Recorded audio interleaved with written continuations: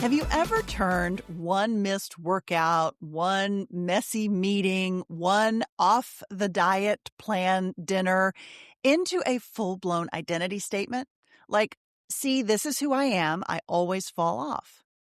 Today, friend, we're not fixing your goals. We're going to fix the story that you may sometimes attach to the slip. Hey, welcome to She Said podcast, helping women thrive by building influence from the inside out. I'm your host, Laura Cox Kaplan, and I am so excited to welcome you here today. This is our second episode of 2026, and I'm really excited to build upon the conversation that we had last week in episode 349. Now, if you're listening, we're producing this in the second week of January, and chances are you're probably still in that space where the year feels relatively new and your goals are probably still top of mind, but your calendar is starting to really feel and life is the wheels are turning. It's maybe getting a little more chaotic. So as I said, last week in episode 349, we talked a bit about scaffolding and how to set goals that can actually survive real life and why that scaffolding is so important. We talked about structure, support, word of the year, essentially the framework that you need. Now, this week is the part that I think nobody really puts in their planner, because even with the best scaffolding, life will do what life does. You'll have weeks that go sideways. You'll miss a target, maybe many targets, and you'll slip. And the real question becomes, what do you do in the moment after the slip? Because that's the moment where so many women don't just experience a setback. We make it mean something about who we are. And that is what we're going to work on today.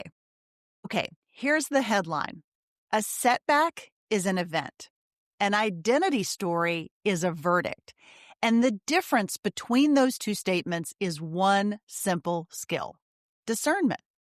Asking yourself what happened, and then what am I making this mean? Now, this is not just a motivational poster idea. There's actual research behind this. A psychologist named Daphne Osserman has spent years studying what she calls identity-based motivation. That is the idea that when identity is activated, we're constantly asking, often without realizing it, is this for people like me? Does this action fit who I am? And here's the key. What does difficulty mean?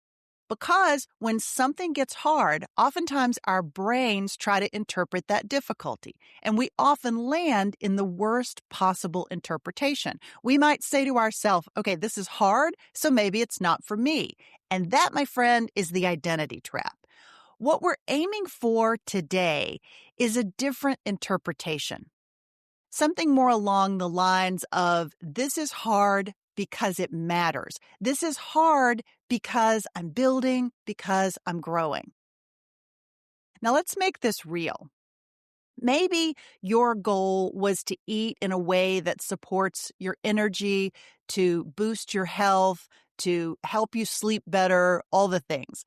And then you had 3 client dinners in a row. Not dinners where you could order off the menu and come up with something that really worked on your diet, but basically cream sauce and bread and dessert and all the things that you're really trying to avoid. You do your best. You try not to be high maintenance because that would not come across so well with your clients. You make the call in the moment and you just participate. And then you wake up the next day and you think, why do I even bother? I'm already off track. Now that thought, why do I even bother? That is the hinge, because the slip isn't really what derails you. It's the story that can derail you. Now, here's the reframe that will save you a ton of unnecessary self-criticism if you relate to this, if this sounds like something that you do to yourself. Sometimes what you're calling a setback isn't actually a setback at all. Sometimes it is what we call the messy middle, that part of any goal or project where The novelty wears off, the quick wins have slowed down, you're actually doing the real work, but you're not necessarily getting instant feedback. And let me give you an example of this. Maybe you're trying to build relationships and your network so that you can pivot into a new role or maybe a board seat or just a new direction altogether. And you've been working on it. But what that really looks like is rewriting the outreach email over and over again, researching the person or people that you want to build your network with, saving lots and lots of information about them, opening LinkedIn over and over and over again, and never actually hitting the send on your introductory email. So you tell yourself, I'm not doing it, so I'm failing. But that might not be failure. That may actually be preparation. That might be you building the runway. Because the messy middle often looks like slower progress. It's oftentimes louder doubts and less motivation. And that question that you may be asking yourself, is this even working? And in that messy middle, we oftentimes do something that is very human. We personalize normal friction. We interpret less clear as equaling I'm failing, or harder than expected as I'm just not cut out for this. I can't see the finish line, so I should just quit. But the messy middle isn't proof that you're doing it wrong. It's proof that you're doing something real, that you're actually making progress because you're doing it and you're learning from what you're doing. So here is a really powerful question to ask yourself when you feel that wobble. Am I backsliding or am I building? Okay, let's talk a little bit about identity because identity is so incredibly powerful. Identity can motivate you or it can trap you. Identity is really rocket fuel when it helps you act with less debate, less back and forth. Should I not?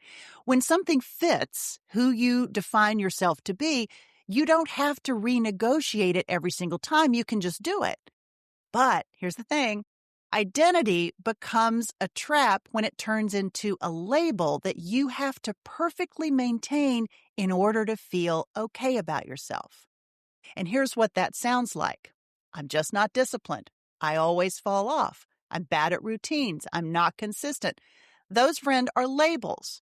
And the wrong labels can turn one hard week into a verdict. This is why the title of today's episode is How to Stop Making Your Setbacks Part of Your Identity.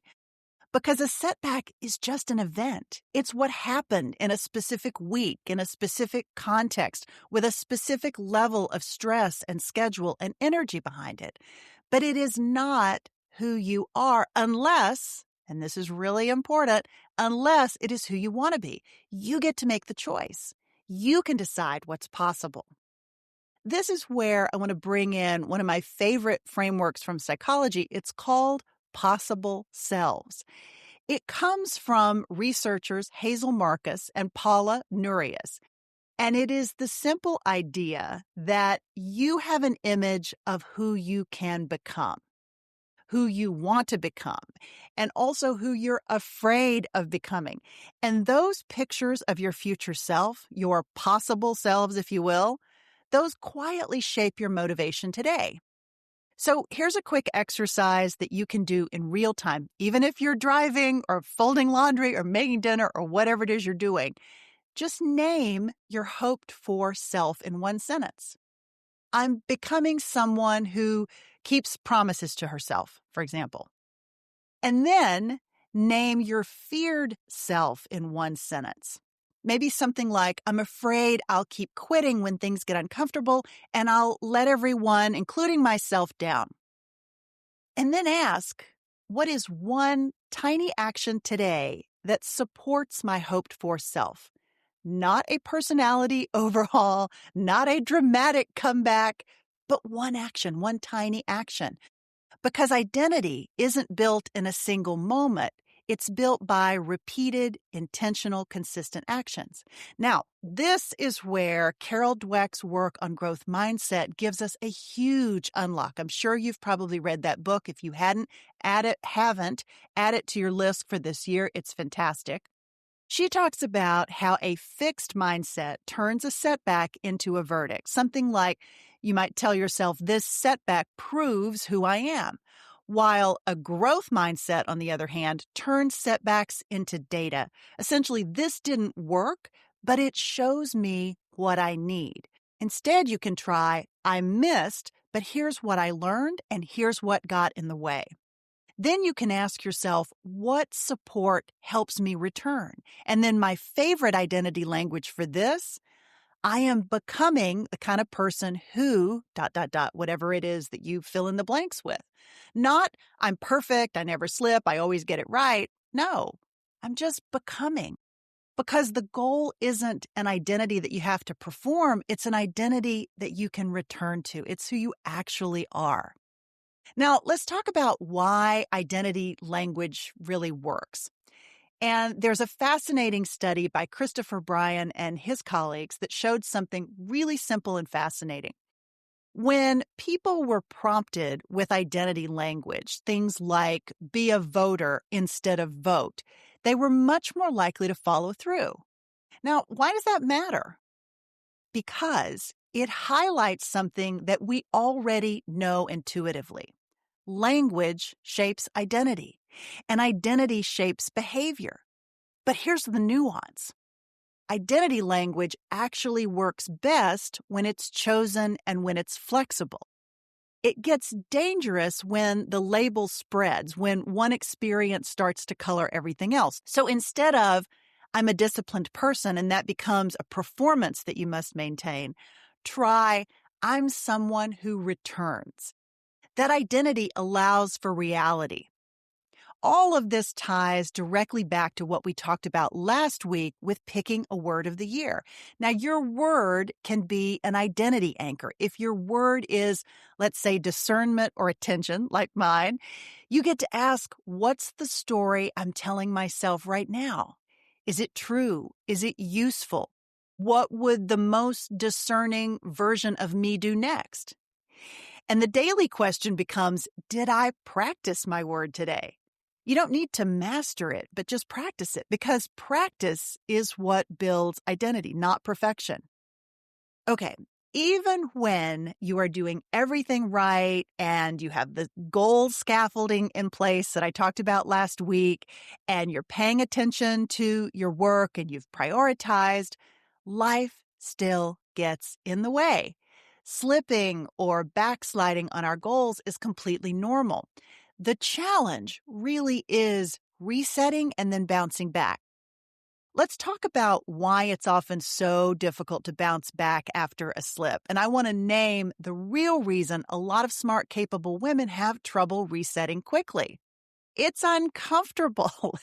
A lot of procrastination is actually emotional avoidance. I certainly experience it, and I suspect you do too.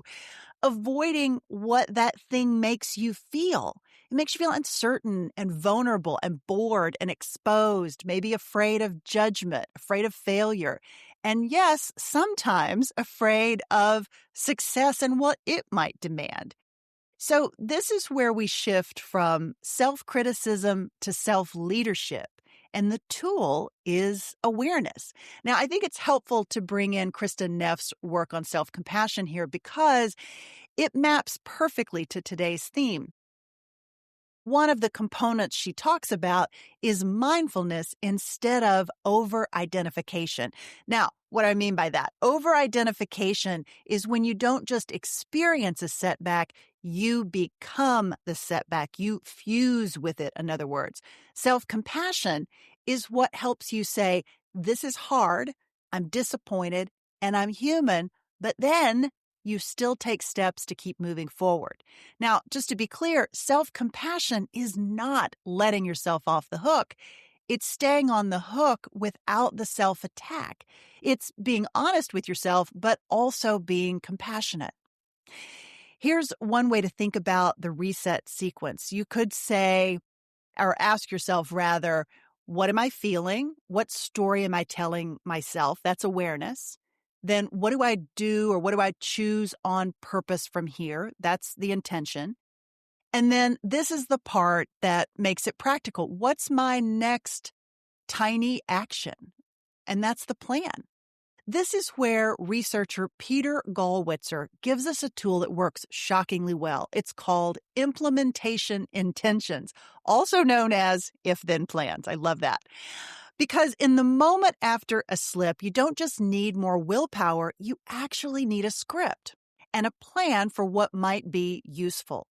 If you hear yourself think, why do I even bother? Maybe step away from whatever it is. Maybe take a 10-minute walk or just a quick break to get a little bit of space.